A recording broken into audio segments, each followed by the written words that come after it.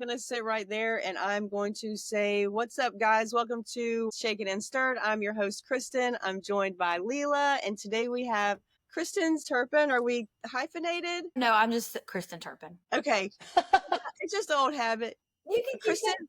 yeah, we'll keep it. Kristen is a holistic nutritionist and has an amazing background, and we are going to dig into her knowledge and everything she can share with us today to make us healthier. I love it. And I will edit. Okay. My big thing is I love the gut microbiome. I do extensive gut microbiome testing on everybody. I got to get, like, if you want to know how to help people, you've got to know what their immune system's doing. That's where the immune system resides. I love helping people with autoimmunity. I love hormones. I did a lot of hormone training. Love all that. I did boot camp with Dr. Carrie Jones, who wrote the book on hormones. She's brilliant. Did pediatric training for ADD, ADHD, food aversions, because I didn't learn that in nutrition school, and I work with kids. So I've really got a lot of knowledge. Amazing. And I love, gut health, females, and even men. Men heal differently because their hormonal system's different. Testosterone just allows a great heal. Women have to this dance. I was literally just explaining this to somebody, like, your immune system is connected to your intestines. And she was like, what? And I was like, literally, like 70% of your immune system comes. And she was like, well, why isn't there a medicine? And I'm like, because you have to transform everything. Like, you have to literally strip your freaking gut. And people just don't know. They have zero freaking clue, especially women and our hormones. And then that's what I talk about. Like, the liver and the gut are connected with the venous portal vein. Absolutely. All the liver, you help the liver, and you help the hormones, and you help the bloat. Like, you're not supposed to be bloated and gassy and feel like you gained 5 pounds after every meal or before your period. Right. You're supposed to have a period and not know it's going to come. You're not supposed to. Perimenopause and menopausal symptoms are just supposed to, So I do all a hot mess stuff. I do all kinds of stuff, really. But I don't mind sharing my story. Like, I got really, really sick after I had Ellis, my birth of my first son, but it was really because of all my childhood trauma. Like, I was molested as a 5-year-old. I repeated the fourth grade. Same. Yeah, I repeated the 4th grade, and everybody made fun of me. So I told myself I had to be perfect. Well, nobody can be perfect. I thought you were coolest because you got your license before everybody else. Exactly. Remember that? I did. I have an August birthday. Like, we had 3 weeks of school, and here's Kristen. I can drive a car. Driving, girl.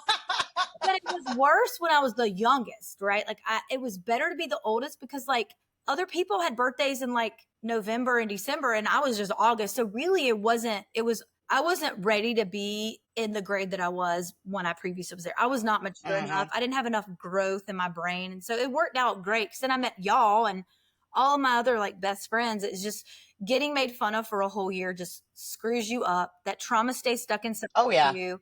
And kids don't know how to fight or flight. We freeze and the trauma stays stuck and it stays with us. And then we have to get into our operating system of how are we going to survive? How are we going to get through this? Well, mine was perfection. I have to be skinny. I have to be popular. I have to be beautiful. You can't be perfect. You're going to just burn. So I can share that story and then I can share. Yeah, do. Yeah, Please do. I'm an open book. I think if you share your story, someone else can relate and you can free them and help them. You shouldn't be afraid of your truth. A lot of people don't know that these traumas, they literally define us the rest of our lives. Right. It's not something that, this happened to me when I was 6 years old, so get over it, grow up, learn to deal with it. They internalize and change our entire freaking brains for the rest of our lives. And from 0 to 6, 0 to 7, you're in this theta brainwave, which is you're in a hypnotic state. So you sponge it up and you're in probably from 0, I would even say 12, life is all about you. If something goes wrong, I did it. It's my fault. My parents got divorced. I had something to do with it. I'm not good enough. I'm not this. And how many people do you know are in the I'm not enoughness place? I'm not this. I've got to do more. I've got to be more. I've got to produce. It's can't you just be okay with where you're at and find that happiness? Right. You're reaching a goal you may never reach. I mean, billionaires, I still think, want more money. Are still. You're a damn billionaire. How much more money you want? They're compensating for the I'm not enoughness.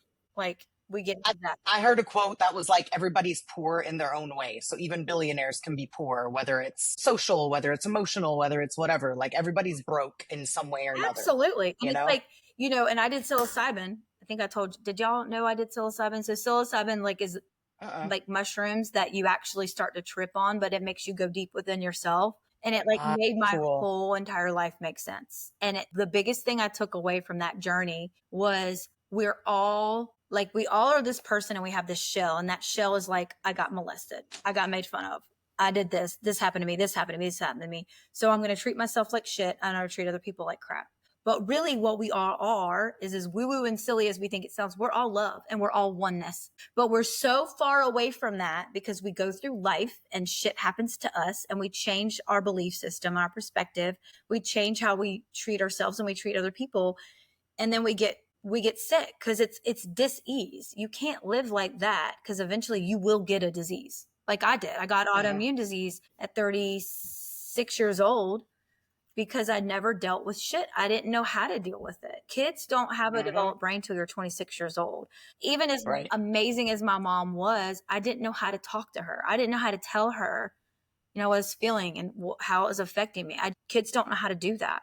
And so again, it's like, I've got to cope. I've got to keep going. I've got to be popular and beautiful and all these things. And I did. I mean, I had a great high school career and middle school career. When I was bulimic right before going into college, that it was like everybody on the floor knew I was bulimic. I couldn't stop throwing up. It was like this, like I was either going to die or go get help. And I got help. Thank God. And Thank God. And what scared me was those people that were there with me. That was like their fifth time being there. And I was like, I walked down, I was like, fuck no, not me. This is it. This is it for me. I will not do that. This is the first, last, and so This is it. I read like 20 books. I wrote lots of journaling. I did a lot of journaling. I was like trying to figure out, and that's really what made me shift my diet so much, is because I had to avoid the fast food, the candy, the cake, the cookies, the stuff I binged and purged on. If I wanted to get better, I couldn't have the bite because the bite would go down to the whole thing and the whole bag. And then I'd go down that cycle. But if you don't eat that food, you don't crave it. I haven't had stuff like that in 20 years and I could have a buffet of shit and I could just walk right past it. Whereas some people are like, damn that cookie. Yeah, but I don't want it because I don't feed it to myself. No. And that's what people don't understand. What you feed yourself is what your body craves and what your entire biome wants. And that's what tells your brain. Yeah, exactly. So yeah, I can talk about, again, you ask me whatever, I am like an open book. I will hold nothing back. I don't care. I think you already have. I am going to let us keep talking. I think this is going great. I would love to hear more about having your son and the autoimmune disease, because another girlfriend of mine had a baby and it was like within the year she was diagnosed with Graves disease. And she had a fitness background, and I don't ever know how much they've messed with or played around with their hormones or thyroid medications or things like that when they've gotten into a competitive prep, because it's rampant.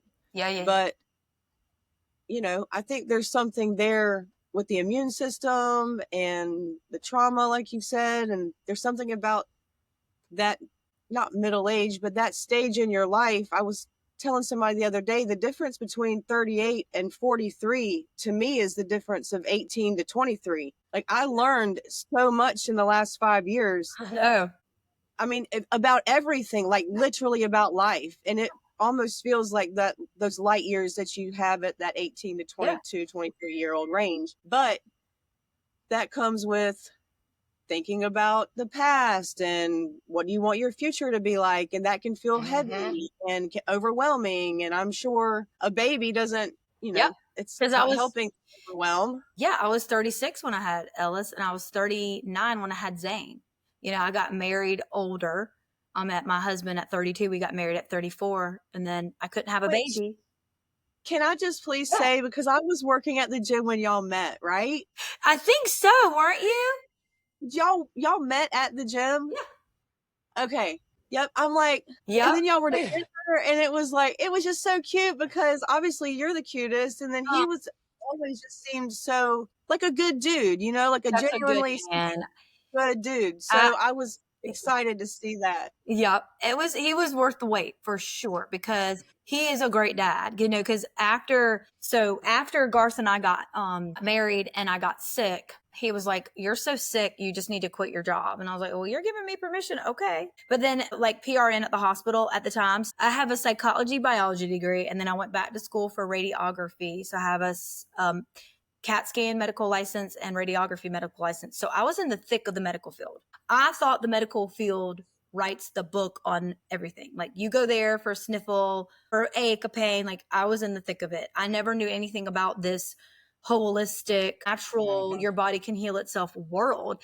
And really what got me introduced to it is that I met Garth at the gym and I was an overexerciser. I didn't even have a period. I was killing myself. And I got pregnant. I got married and we wanted to get pregnant and I couldn't have a baby. And I got my estrogen. It was like an 11. It was so low. It was in the bottom. And so I was really scared. And that was because that was that trauma. Like there was something in me I just hated in me and I didn't know how to deal with it. I didn't want to feel it. I didn't want to pay attention to it. So I had to bury it. So I buried it with anorexia at 12, bulimia at 18, Adderall addiction. I was taking 530 milligrams a day, which will kill you. Wow. Yeah. Your heart will explode. Went off that. And then I became an overexerciser, met Garth at the gym, and then again, married and wanted to have a baby, but I couldn't get pregnant. And someone was like, you should go to an acupuncturist. I was like, that's not real medicine. Mm-hmm. And then I was like, really wanted the baby. I was like, sure, I'll go.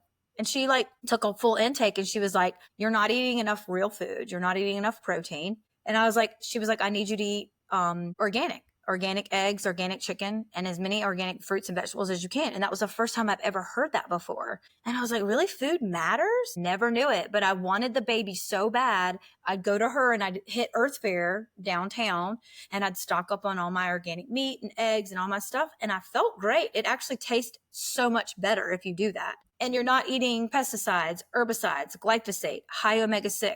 I'm sorry, but a cow is not meant to eat grain and corn. They're meant to eat grass. They're not meant to be in a cage, locked up. You're going to eat their cortisol. You're going to eat their inflammation. You're going to eat the proactive pumps of antibiotics they stuck in the cow because they're going to scratch each other in a cage. And God forbid they scratch each other, it gets infected and they lose the cow. They're going to put hormones in the cow, hormone pellets. So you're eating that. You're eating their inflammation. You're eating their cortisol. You're eating the high omega-6. Because all grains, including oats, are high in omega-6. Now, oats, good organic oats and grain, getting your omega-6 from there is okay. Like the seed oils and all the other crap, we can definitely talk about that later. That's horrid for the body. Yes. But when I made that switch and I went to acupuncture, I ended up getting one cycle and I got pregnant with Ellis. And so It was a miracle. But then the shit hit the fan whenever I had to go back to work. I was the 6:30 to 3. And I had to start to be there at 6 a.m. to drop him off at the hospital daycare. I mean, I had to get up at 4:30, nurse a baby, which takes God knows how long when they're first born. They just take forever. I remember sitting there and I'd be like stomping my feet. I'm like, oh my God, hurry up. Like, I gotta go. I'm gonna be late. And so that's how I started my day though, you guys. Like I started my day like just hitting cortisol. Right. Stress. Yeah. And so that was the first time the autoimmune disease was starting to set in, is because I stopped sleeping. I would wake up bright-eyed and bushy-tailed at 3-4 o'clock in the morning and didn't know what that was about. I was just like, oh, I just go clean the house, right? After being up nursing a baby, no sleep, and slowly my body just started to fail me. But really what was happening is that my gut was becoming leaky. And when the gut becomes leaky, that's where the disease window opens up. And so I think people have heard probably the leaky gut and what the microbiome is, but the microbiome, so the thing to remember is that you're 90% bacteria and you're only 10% gene. The cool thing about that is you can control the bacteria. The genes, you can turn the switch on and off with the epigenetics of it. So you do have control there, a lot of control there, but the bacteria have even more. And 100 trillion of those microbes are living in your microbiome. 8 pounds of you is bacteria within the gut. That's a lot, right? And so what happened to me was I shifted my microbiome. And so your microbiome is a hair thick. It's a cell thick. So it's super thin, which is why you can get 23 feet of small and 5 feet of large all squished in our bodies, because it's got a really small surface area. And in the small intestine, that's where absorption takes place, where vitamins and minerals kind of go through the impermeable barrier, right? And so because it's so thin, you have this mucus layer that sits on top of it. And that's just like where the immune system basically is. It protects that thin like lining, right? And the mucus is like skin. It turns over all the time. And so what breaks that thin mucus layer is cortisol.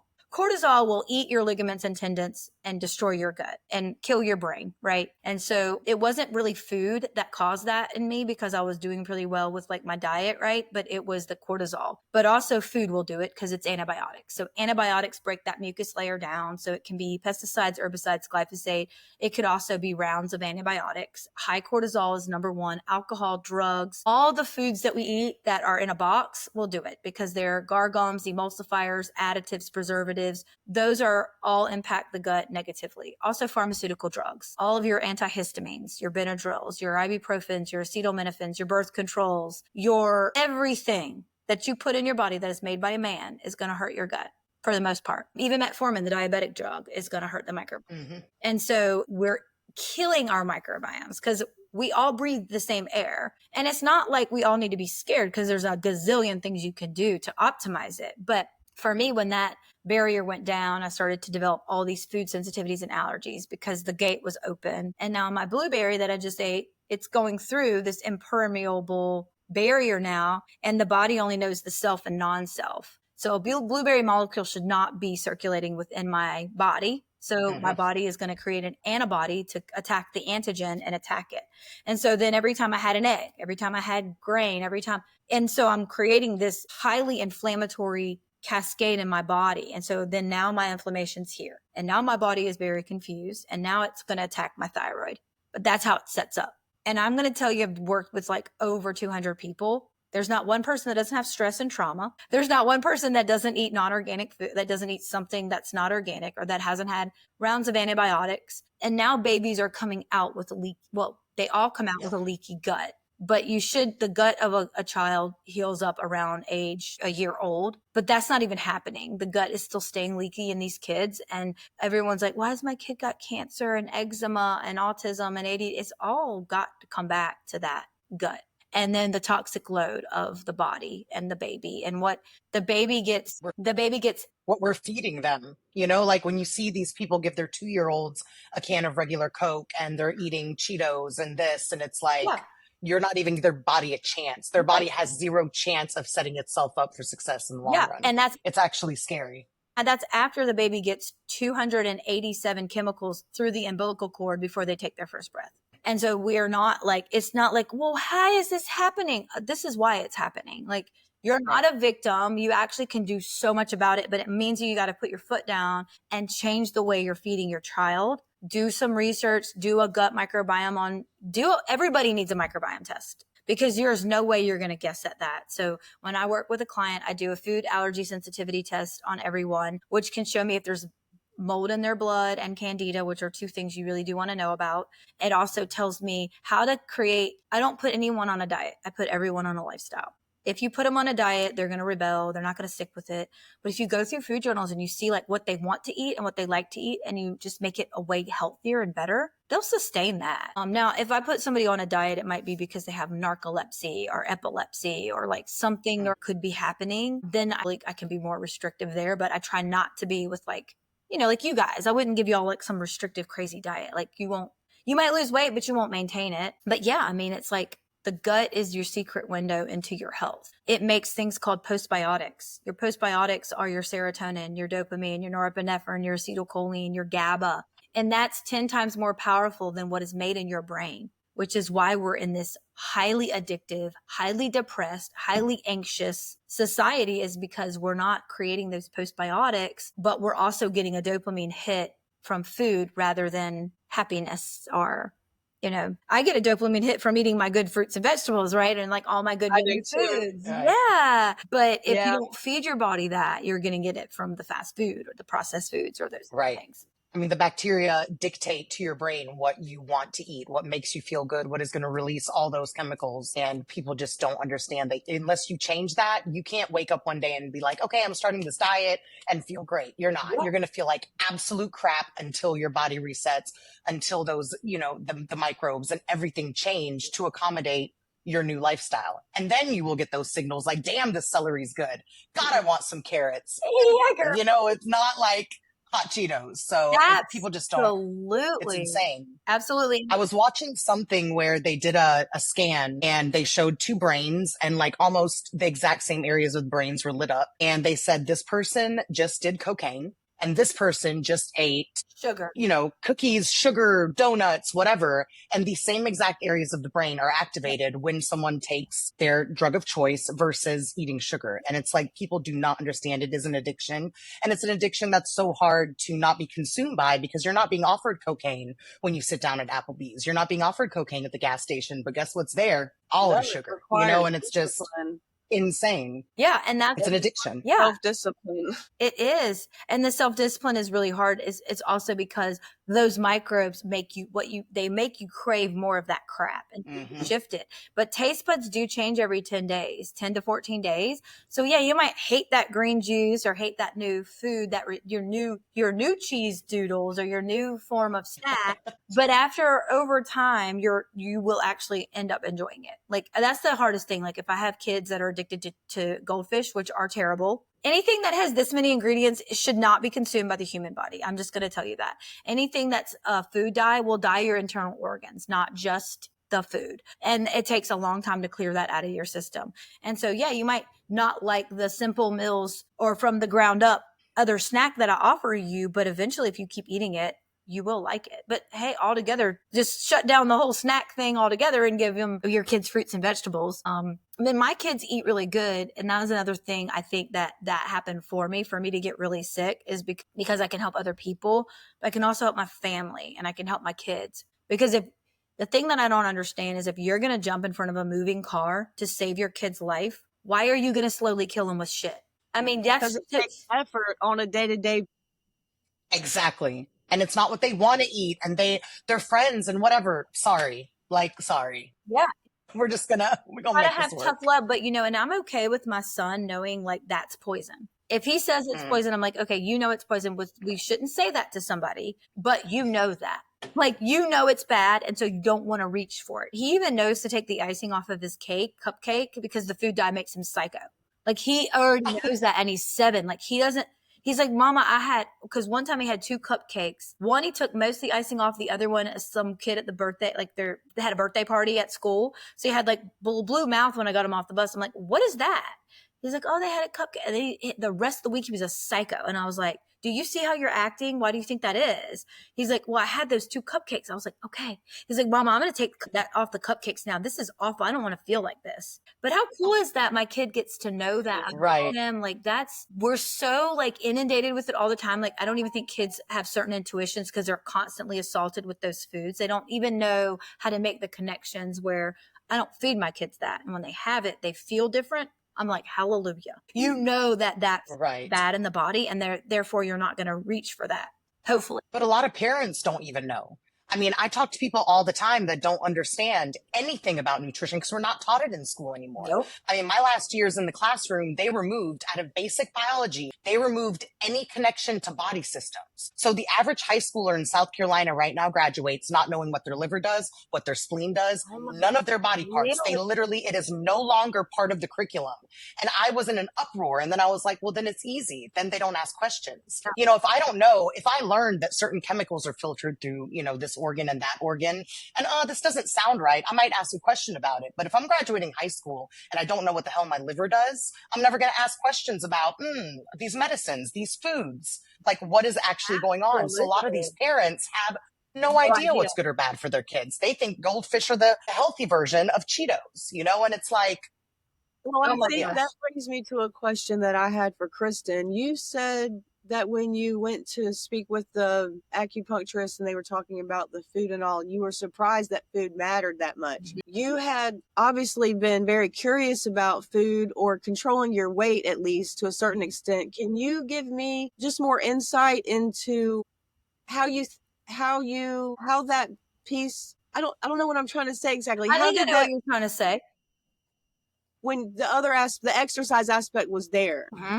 I think once I got to the over exercising, I knew like I would eat a lot of like fruit and vegetables, and I never ate carbs and think like not a lot of carb, because I was very, very skinny and very, very muscular, like to an unhealthy level, obviously, because I didn't have any estrogen. And your fat is endocrine, or is an endocrine organ. It will produce a lot of estrogens. You have to have body fat or you're not going to have a baby. And so even people like that are really thin, but they don't have a lot of muscle, they still have more body fat percentage than I did, because I was thin and I was solid. And so when I first was anorexic, this was when I was 12. How many years ago was that? That was where everything needed to be fat free. So I ate everything fat free. I would eat bread. I would eat candy. I would eat calories, but I didn't know that that was actually worse for you, but I still got really thin. And then once I got to the bulimia at 18, I was more scared of the carbs and the sugar and the candies. And so then when I was at that point, when I was over exercising, I already was kind of in that realm,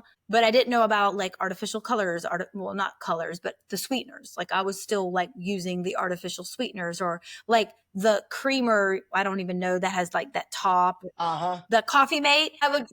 Coffee Mate. Gosh. Partially hydrogenated soybean oil. Yeah, that's great for me, right? Literally. That's what Did you know every that, time I make it? Did you know that if you go to a restaurant and you get an order of fries, or you go to a fast food restaurant, it's equivalent to smoking a pack of cigarettes? That's how toxic seed oils are to us. And the scary thing is those oils will stay in your body for 3 months, causing inflammation, because every cell's wrapped in a phospholipid bilayer. Well, that is only 300 trillion cells that we are all wrapped in that fat. And so if you're wrapping it with the wrong fat, it's going to create disease in the body. And now that, again, is not like the whole grains, the organic oats, the organic, or the nuts and the seeds. Those are good. That's a good omega-6. That's not a volatile oil, because that's the way it exists in nature. But when you take canola oil, for instance, and it takes you 17 steps to make it, and the first few steps, it's so murky and cloudy, you can't see through it, and it smells absolutely disgusting. You're going to vomit. And then they have to like clean it and use hexane and bleach and all these chemicals to make it pure. That's not something you should put in your body, because when you open that lid, the oxygen, the heat, the temperature, all that, the light changes the oil. It becomes more volatile. Not to mention if you're frying it, like y'all know me, I worked at Steve's Deli. That was my dad's store. We would fry in the oil. We would turn the temperature off. We would put it in a big plastic pickle bucket. We'd strain the oil through a strainer, clean out the fryer. Use it again. And then the next morning, turn the fryer on, turn that oil up, and top it off with new oil. Do you realize how toxic that oil became? I mean, it's unbelievable. And so we're addicted to French fries and all these things. And now I know some of these restaurants are starting to use like, oh, we use beef tallow now. Yeah, it's like this much beef tallow and still this much canola oil. It's not 100%. They're just starting to tell, like we all know, like we're all like more aware about the seed oils, but they're really not. It needs to be 100% beef tallow to actually be better oil. Go ahead. Which they're not doing. They're not doing. The fries are going to be $5 a batch, right? Which is stupid. Right. Beef tallow, we only have a gazillion and trillion cows around here. Like we could easily get enough beef tallow, trust me. More than like a seed oil plant, that the byproduct of making the oil with all the chemicals is, it goes at that toxic process. Those chemicals get in the air, and that is causing more pollution than anything else is. If we get rid of the seed oil plants, we use the beef tallow, our environment is going to be massively better too. I mean, it's all connected. I've been putting it on my face and I really enjoy it. I do too. Yeah.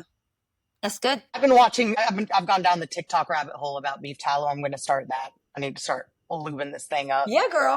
Yeah. And it's really, not that expensive. Like I make my own. I buy like 100% beef tallow, and then I actually warm it up on the stove, not like boil it, just warm it to like make it. And then I add like an organic spoon of coconut oil or virgin, but don't get your stuff in plastic. Okay. If you got an oil and if you got your cheap coconut oil and it's in a plastic, you're putting plastic, you're eating plastic, guys. Like, there's that.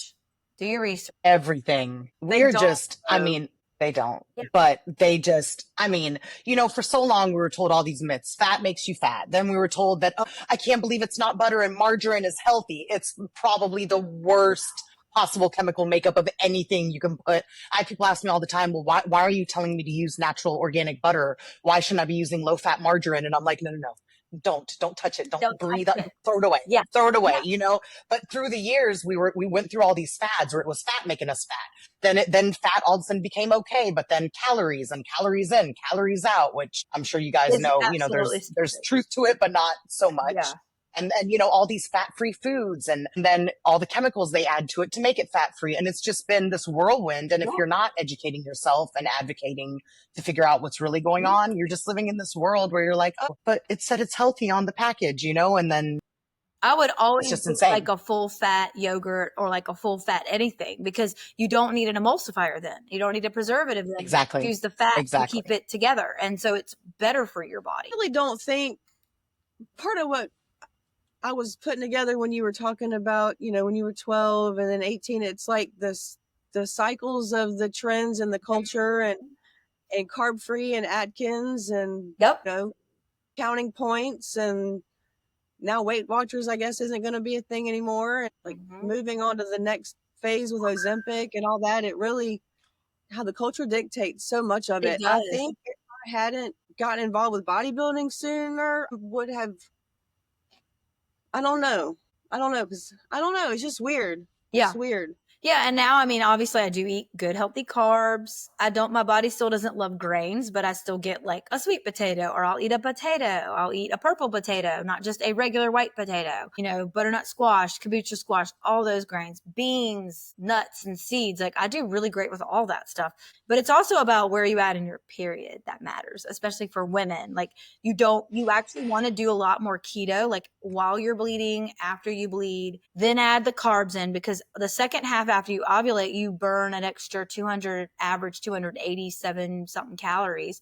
So you need more, which is why you crave more carbs and chocolate and sugars, is because you need to satisfy that blood sugar change with the carbohydrates. So to me, I feel better when I do that. When I do like less, I can get away with less carbs after I have my period. But then after I ovulate, I need those carbs, because you lose weight when you eat like that. You don't gain the weight, and your workouts have to change. You can't be killing it, and women are so afraid to lift weights. Like that's crazy. I feel, because I was one of them. I was a cardio psychopath. Crazy. And then now it's like, oh my God, but I feel amazing when I lift weights, especially women, when we lose some of those hormones, because we're in our 40s, we're losing our, we're getting more cortisol. Our microbiomes are shifting to be more negative, and we need more muscle mass and we need more protein. I tell women all the time, you need to eat 1 gram for ideal body weight you want to be. Like if you want to be 120 pounds, you need to eat 120 pounds of protein a day. And if you do that, you won't want all the fluff and the snacks and all that. Exactly. And there won't be room. There won't be room. And that doesn't all have to come from animal. Like you can do a good organic, you can do a collagen protein, or there's a good yogurt, a good nuts, good seeds. Like you can get a variety. You always need a variety. Your microbiome needs diversity. The more diverse your microbiome is, the more postbiotics that we talked about you're going to make. You're also going to be able to detox your estrogens, your environmental toxins, your endocrine disruptors. Your diversity of your microbiome does all that for you, which is why diversity of the gut is attached to longevity. Most people have horrible diversity. I have looked at guts from 16 months to 87 years old, and I am seeing these changes in my kiddos. The teens and the kids that I help are the worst guts I've ever seen. Worst I've ever seen.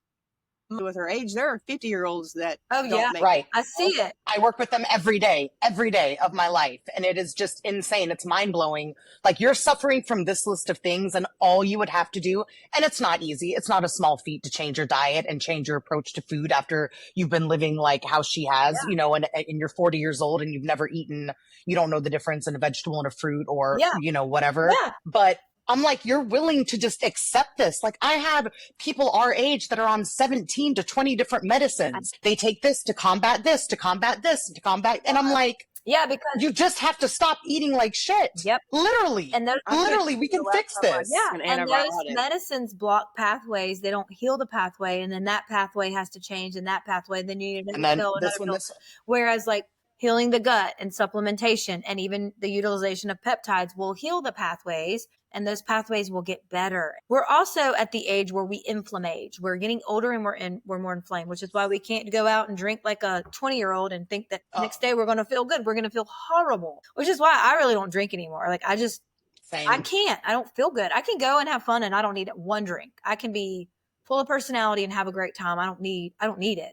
Plus I know that the minute I feel drunk, I've just killed my liver and I've just caused leaky gut. The very thing I worked so hard to keep up to par is not even worth it to me. Plus my sleep gets trashed, and so it's like never liked the buzz. Like No. I have never liked the buzz from alcohol. Yeah. Ever. I Gross. probably haven't either. Like I'd probably be the one person, like, as we talked about before, I was the one that got my license first. So I was always the one that was going to drive. I might have had 2 beers, but I liked feeling in control. Like I can count on my hands how many times I've been drunk in my life, like 5, really bad. Sure. Like 5. That's it. Like just probably 5, and I'm 43. Like some people, they don't It even was like it was this night. I remember that one. Yeah. Yeah. 21 years old in a corner, barfing my brains up in public. Right. Fabulous. I was at the beach. I mean, probably not even 5, actually. I really don't even think I've gotten plastered drunk much at all, just because it's like, but my mom and my dad they're not big drinkers. I just think I inherited like the not really, it's not a thing. Thank God, because I had that addictive nature. I probably could have been an alcoholic, Yeah. So thank God. When I was living in the Middle East, our entire social, anything that we did, not like what people believe, like, oh, you're living in a Muslim country, you can't drink. I have never, ever seen more and consumed more alcohol than I did in those 7 years. Wow. And it got to the point where I hated, like, I was starting to feel like I would start not looking forward to the weekend because I knew how I would feel for 3 days later. And then we moved back home. Shane and I decided to do dry January and then just like forgot to start drinking again somewhere along the line. And then at his son's wedding, I was like, oh, I haven't drank in like 2.5 months. Let me drink some wine. I had 3 glasses of wine. You would have thought I downed a bottle of tequila. I woke up the next day and I thought I was dying. And like now I'll have one drink. Like my one go-to drink is one martini and that's it. Like even when we were in Vegas, I can't. Like my body shuts the heck down and I cannot function for 2 days after. Bloat and I wake up, my face is like this. I'm like, oh God, like for what? Yeah. For what? For absolutely what? Exactly. Literally for what? Exactly. Like I'm the same way. I'm just like, it's not for me. It's just not for me. And like, besides that, like you can't heal the body. Like you're going to get candida. You're going to hurt digestion. Yeah. When you're drinking alcohol, your blood sugar goes down, but then the next day you're almost like a pre-diabetic and you're going to crave foods. You're not eating because you didn't get good sleep because you didn't get like phase 1, phase 2, phase 3 sleep. You just passed the heck out. You didn't get restored. Died. Right. Just stopped. I was talking to, I had dinner with like a couple friends and we did yoga last night. Yeah, I never do anything. This was a special night. I did yoga and then we went out to dinner and she was a nurse practitioner. And I was like, she was talking about like going into more functional medicine. I was like, oh my God, you should totally do that. You could help so many people because you're a nurse practitioner. That's like a really cool step. And I was like, you'll learn like the why of things. And I said, like, for instance, diabetes. She was like, well, I know how that happens. And so she changed the subject. And I said, well, let's go back there because do you know it's not just about carbohydrates. It's about poor sleep. It's about the toxic load. It's about the seed oils. It's about the crap you're putting in. It's the congestedness of the liver. It's not just carbohydrates. So again, I'm going to bring it back. It's got to be the why. Like I have an autoimmune disease. Why? Why do you have it? What caused it? Where was the dis-ease in your body? Where did that start? Did it start when you were 5 like me?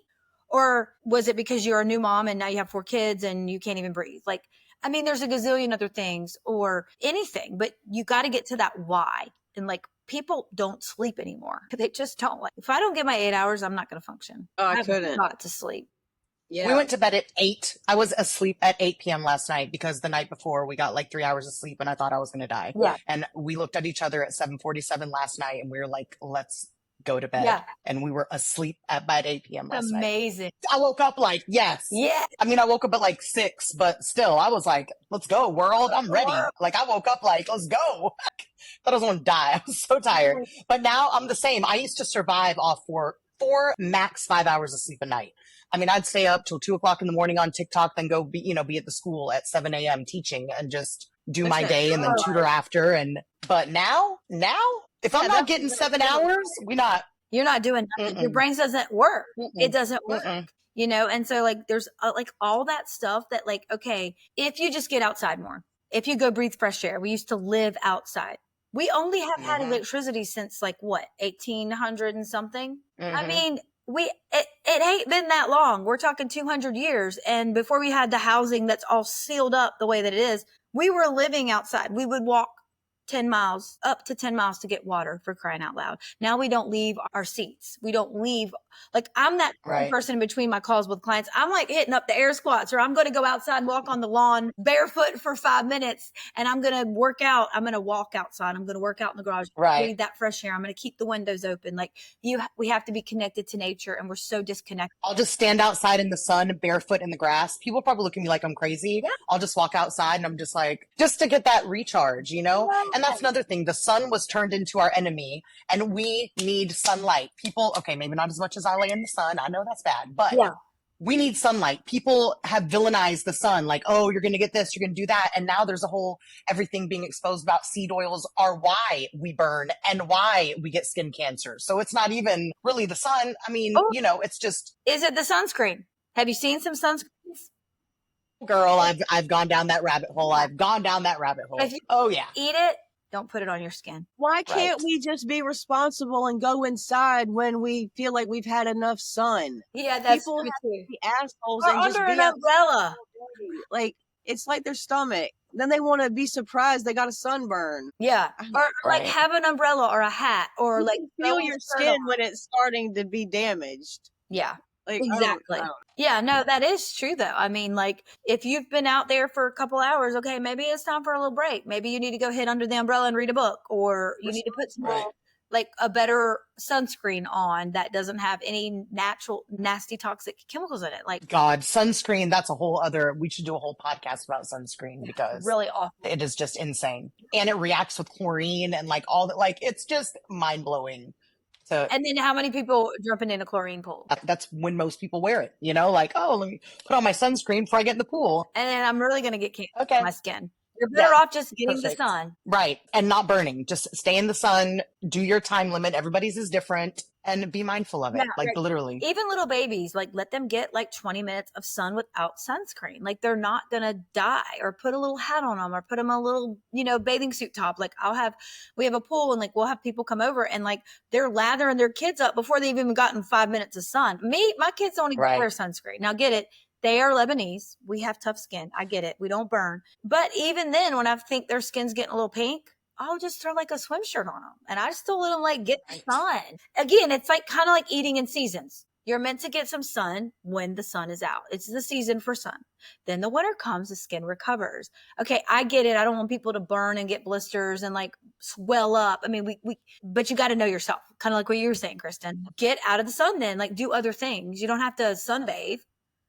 I mean, people are just so, again, disconnected from nature and the sun. And, you know, all the glyphosate that we have in our environment, have you ever noticed that everyone has a vitamin D deficiency? Mm-hmm. It's because glyphosate has messed the liver up so bad that we can't just take the sun and convert it to vitamin and process it in the liver, because our liver is so shot, because glyphosate's in our rain. Glyphosate's in the water. Glyphosate is the only water soluble environmental toxin. All of the other ones are fat soluble, which is why even some of the people I work with, they weigh a ton, and it's not necessarily because they're eating bad food. It's because they've had this massive toxic load, and the body's created fat to save their life. And you got to melt it away. There's so much. You got to do like, yeah. And you can't just detox. I feel like we need to have you back to like go over some of the topics we've touched on and really dive in. Yeah. Because you can't detox people either. Like, you can't just say, hey, Kristen, I want to detox. Okay, I'll hook you up. No. You could hurt them. Yeah, here's a juice. You know, when people tell me that all the time, oh, I'm about to do a 2-day detox. And I'm like, you're not. You also need essential amino acids on board. A fruit juice or a juice cleanse isn't really going to move the needle the way that you should actually still eat good food and take like other things to help you detox. But you got to be ready. The microbiome has to be in place. Your inflammation has to be in place. You can't throw like marbles at somebody that cannot handle that.